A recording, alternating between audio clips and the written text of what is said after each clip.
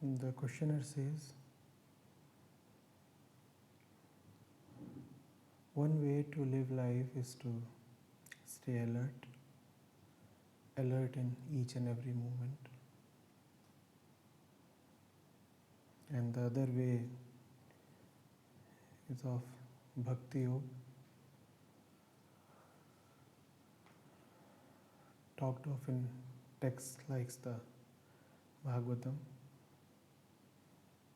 And this way says that all actions are to be submitted to God, which means remembering God in each action. Are these two different paths? Do they converge? That's the question.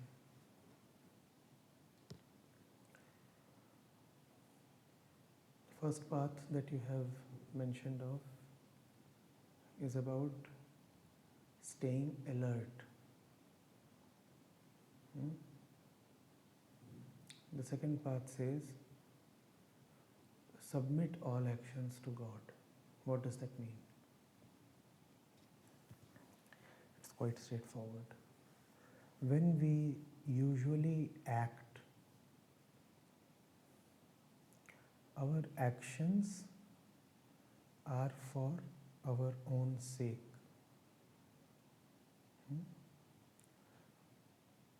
Would request everybody to sit in a way where I may have a look at their faces, where I am able to. Yes, that helps us connect better.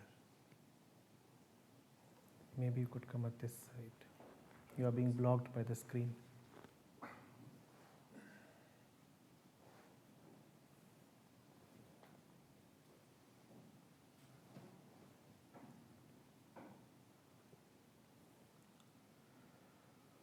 You're still blocked.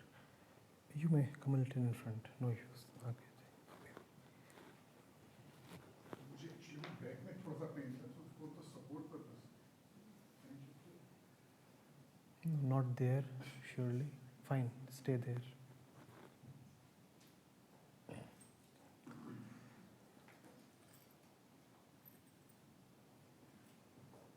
Right.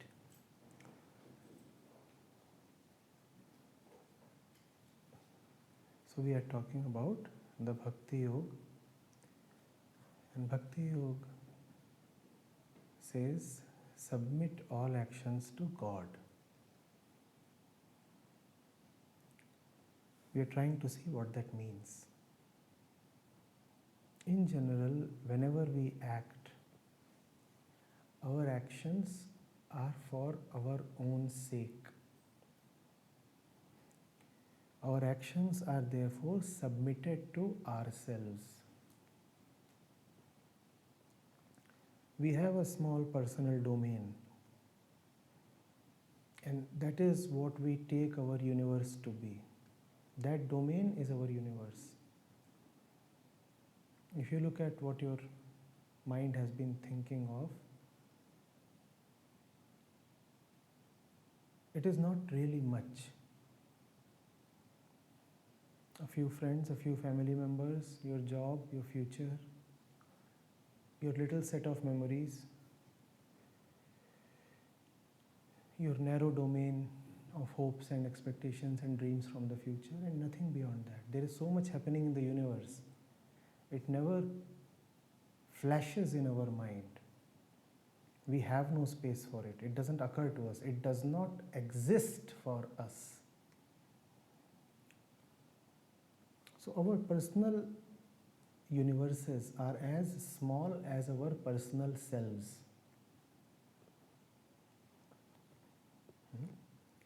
And all our actions are dedicated to these personal selves. These personal selves are small and therefore insecure. They are limited and therefore defenseless. We feel threatened and vulnerable all the time, so all our actions are towards our imagined betterment.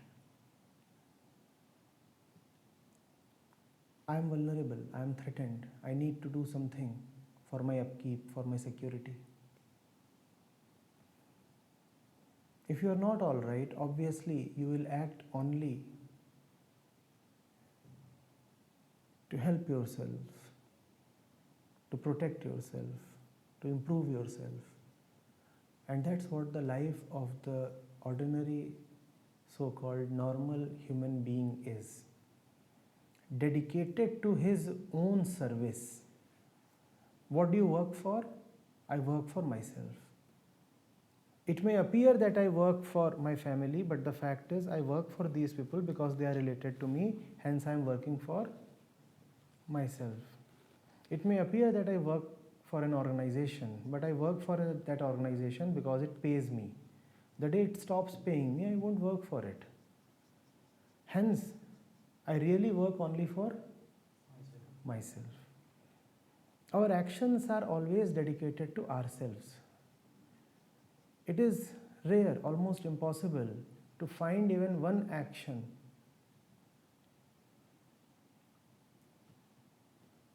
that has not gone into that infinite sink which is self-service. We keep on serving ourselves, yet the service is never complete. The self is so vulnerable, so much inexhaustible, and yet so limited that it keeps absorbing all that you offer it, and yet is always hungry, empty, crying for more. You may give yourselves all that you can imagine, and yet you will find that the little personal self is still calling out for more.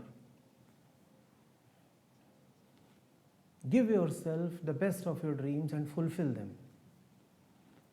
Give yourselves the best that the world can offer, and yet you will find that you haven't come to a full stop. Self-service is an endless road. All our actions are spent down that road. Now, it must be already clear to you what does it mean to submit all actions to God. It means do not work for your little personal self.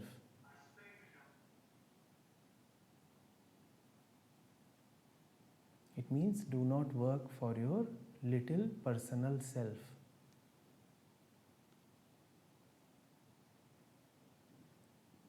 But not to work for your little personal self, you must be in touch with something beyond you. That is an act of courage.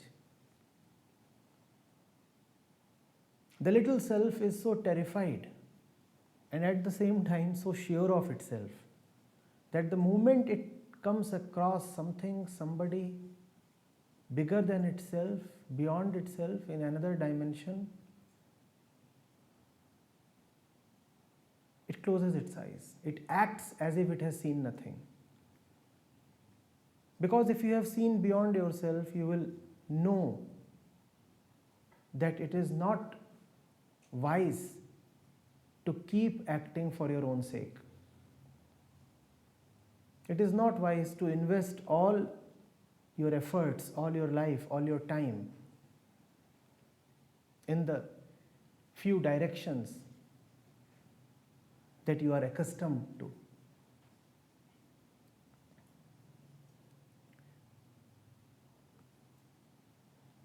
One needs to have a certain courage, and one needs to have a certain desire, and one needs to have a certain frustration in order to accept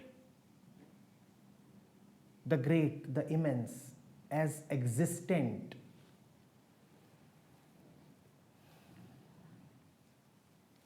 There are two mistakes that the personal self makes. One, that most people make, is to pretend that the beyond does not exist. Nothing beyond me exists. Life means my house, my family, my occupation, my little ups and downs, my pains, my pleasures, my desires, my disappointments. That is what life and universe are all about. This is the first mistake. To act as if nothing beyond you is material or important. And the second mistake is to come across the important, to come across somebody from the beyond and then try to possess him.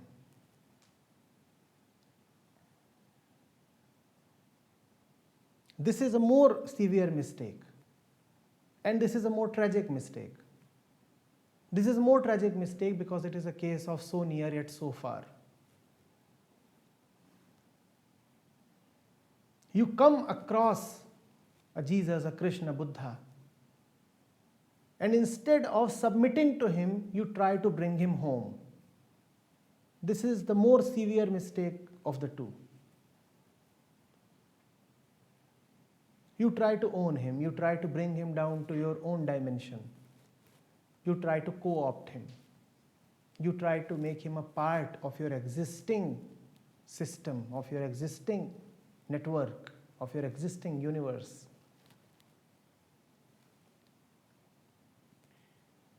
To submit your actions to God means to come across God and to bow down and to realize that there does exist an aloofness, a beyondness. It is humbling. It is a realization of one's smallness. It hurts. One does not want to easily admit that.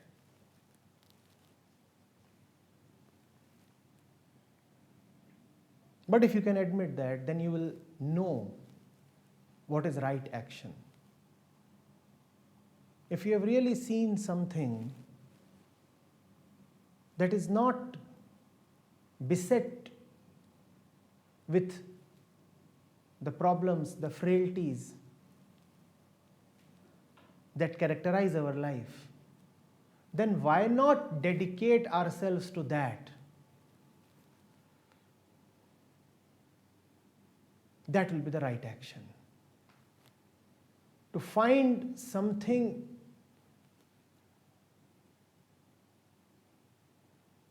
that is so very immense that neither does it exist in your personal universe, nor can it be adjusted in your personal universe.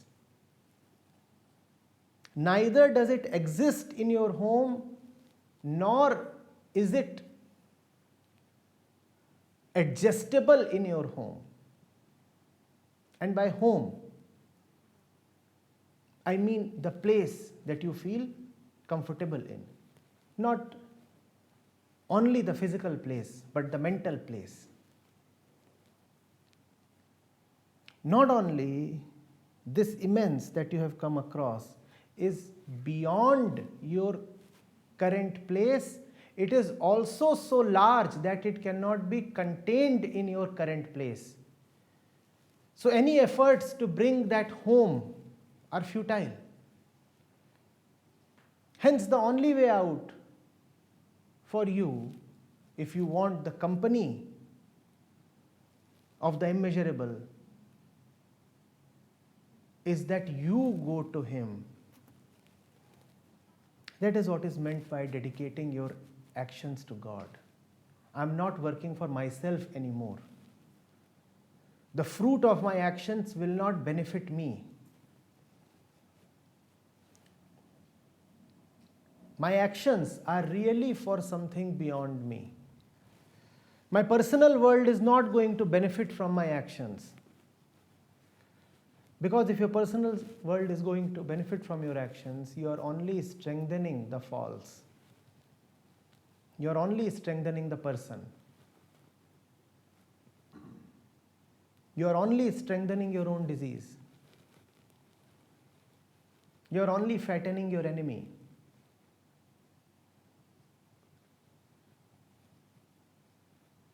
So what do you work for? I don't know. Whom do you work for? I don't know. What do you get out of this work? I don't bother. I don't bother. If I am someone who is desirous of fruits from my work, then that surely means that I am working from a point of incompleteness. And if I am starting from a point of incompleteness, if that is what I take myself to be, an incomplete one, then the work will have all the characteristics of incompleteness. And such work will obviously not take me to completeness.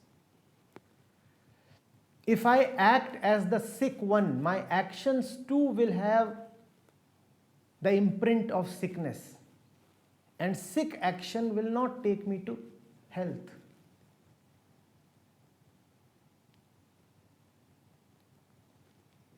Getting it? Right action is when one is not acting for herself or himself. Right action is when the fruit of the action will dissolve you rather than continue you or strengthen you.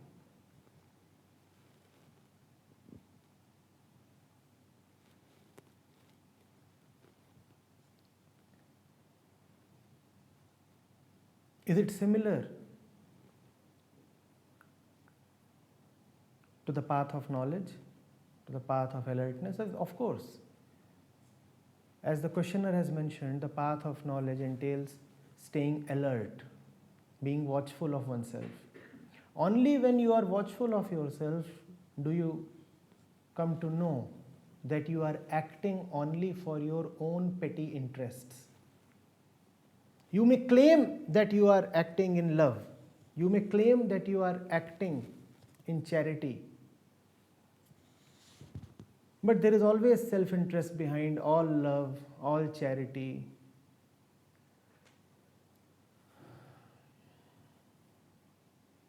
No altruism is possible for the ego. The ego is so little and so afraid that it cannot help anybody but itself. When you are shivering with fear, the interests of others, the welfare of others does not matter to you. A terrified mind will first and foremost be bothered about its own security. That's what one needs to be alert of. Otherwise, it is easy to be deluded by one's own intentions, self-proclaimed intentions. You may say, you see, I did nothing for myself, and all my life I have been serving you kids. Have you been serving the kids of the neighbor? Have you been serving the kids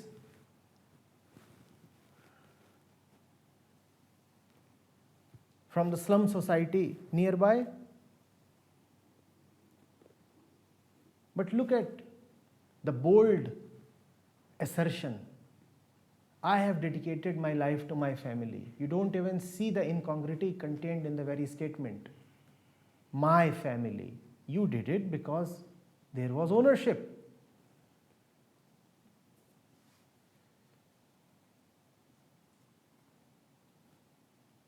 If you are washing and servicing your car, are you doing somebody a favor?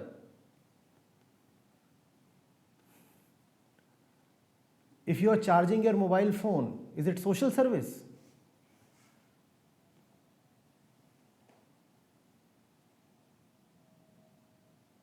And there are so many people who feed their kids just as one charges the mobile phone for use. Why do you charge the mobile phone? And if you are really alert and you look at the world around, is it not so that we feed our relationships because later on or immediately we want to be fed by them? Do you maintain relationships that are really of no use to you? Neither physical nor material, not even mental. Do you really maintain any such relationship? Either the relationship offers you something or promises to offer you something, or at least stands for something. We are very purposeful people. If there is no purpose contained in anything, we drop it.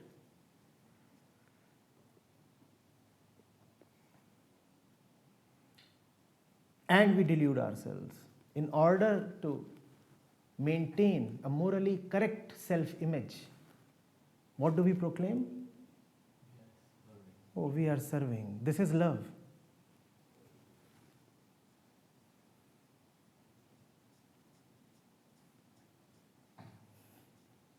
And then there comes a point when you cry out, I did so much for you in pure love, and this is what you are offering me in return?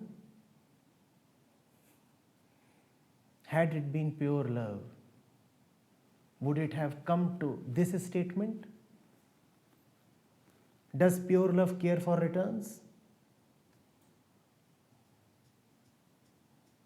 But see how hurt you are when the one you have loved does not fulfill your expectations. A stranger has very little power to hurt you. But the beloved, the loved one, has so much power to hurt you. What does that immediately prove? That you were not just loving, your love was full of expectations. It was hardly love. It was a business deal. I will do this for you, and I expect that this is what you will give me. And when you do not get what you want, then you are so hurt. The hurt is the proof of the falseness of our impersonal love, unconditional love. Had it really been unconditional,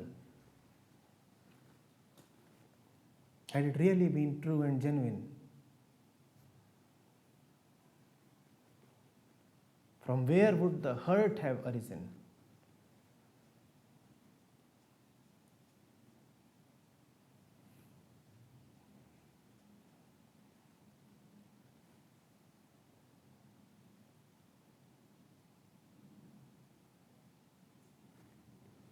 Alertness helps. Alertness helps you see your real motives.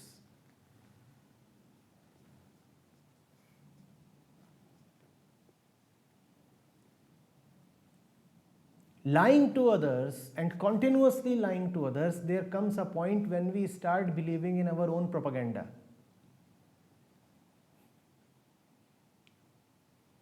"400 times you have told someone I love you, and now you yourselves feel that you are indeed in love."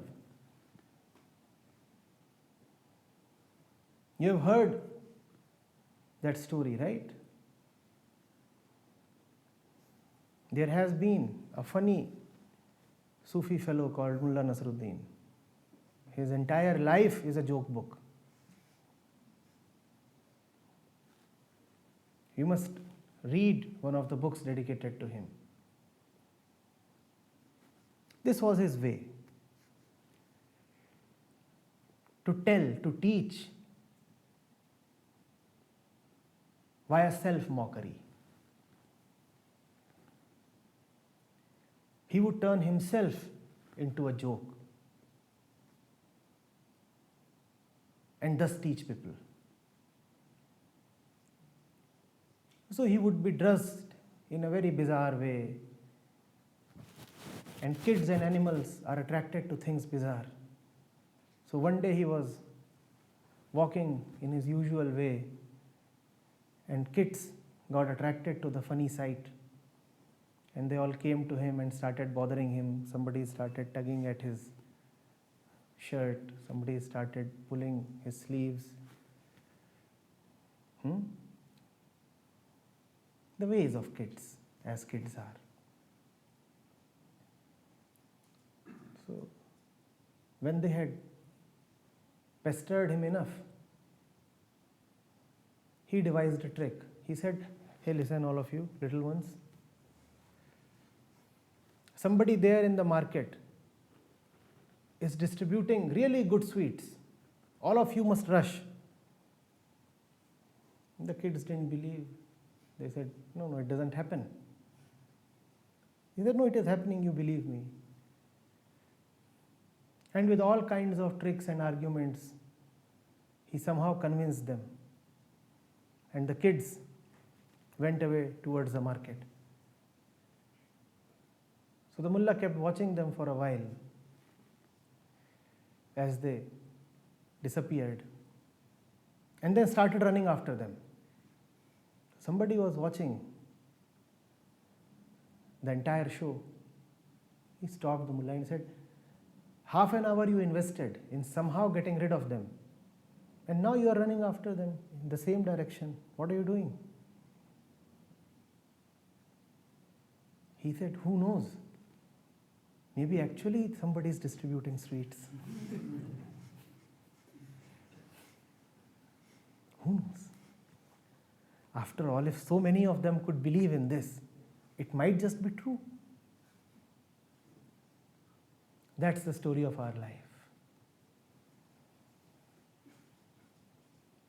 We have lied so much that we have come to believe in our own lies.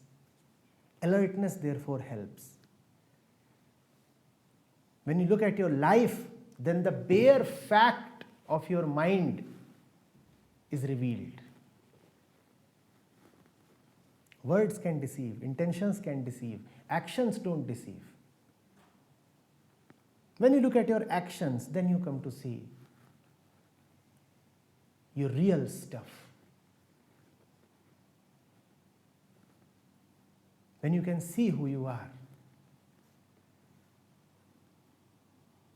then you know what you are working for.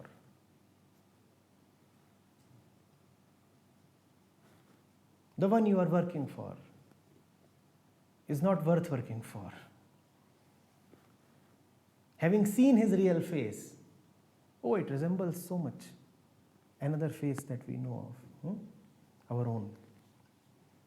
Having seen the face of our employer, we no more want to work with him.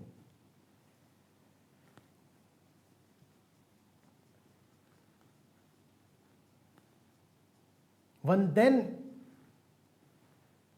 really enters the service of the one who is worth serving.